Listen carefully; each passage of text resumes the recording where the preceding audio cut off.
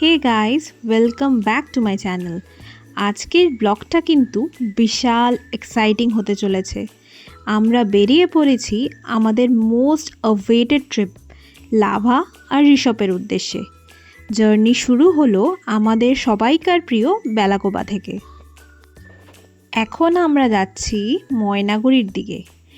ওইখানে আমাদের আর একজন কলিগ আমাদের জন্য অপেক্ষা করছে, তাকেও পিক আপ করে নেব আমরা। So let's go.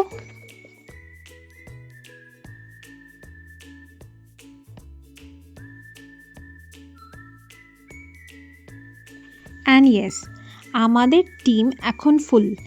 কলিগকেও নিয়ে নিয়েছি আমরা ময়নাগুড়ি থেকে। এবার রিয়েল মজাটা শুরু। আহা, চারিদিকে এই সবুজ জঙ্গলটা দেখুন একবার। জানালা দিয়ে যখন ঠান্ডা হাওয়াটা আসছে, মনটা পুরো ভালো হয়ে যাচ্ছে। শহরের ঝামেলা থেকে দূর এই প্রাকৃতি সত্যিই খুব সুন্দর। পাহাড়ের রাস্তা ধরে আগে আমরা চলে যাচ্ছি মহাকাল মন্দিরের উদ্দেশ্যে। আমরা চলে গেলাম মহাকাল বাবার দর্শন নিতে আর ব্লেসিং নিতে।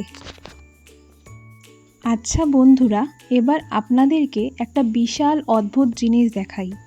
মন্দির থেকে বেরোনোর পর আমার একটা ঘড়ি দেখলাম, আর দেখুন আমার হাতের ঘড়ির সময় আর আমার মোবাইলের সময় কিন্তু পুরো আলাদা দেখাচ্ছে। মোবাইলে একটা বাজে তো ঘড়িতে আরেকটা।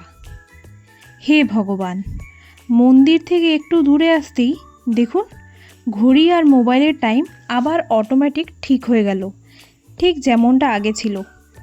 Does anybody know what is the mystery behind this time jump? আপনার মধ্যে কেউ যদি এর কারণ জানেন, প্লিজ আমাদের কমেন্টে জানান। এটা কি কোনো ম্যাগনেটিক ফিল্ড নাকি মন্দিরের কোনো দৈবিক শক্তি? We are totally blank. যাই হোক, এই মিস্ট্রিটা মাথায় নিয়ে আমরা আবার আমাদের যাত্রা শুরু করলাম। নেচারের এই দারুণ ভিউ উপভোগ করতে করতে আমরা এগিয়ে যাচ্ছি লাভা আর ঋষভের দিকে।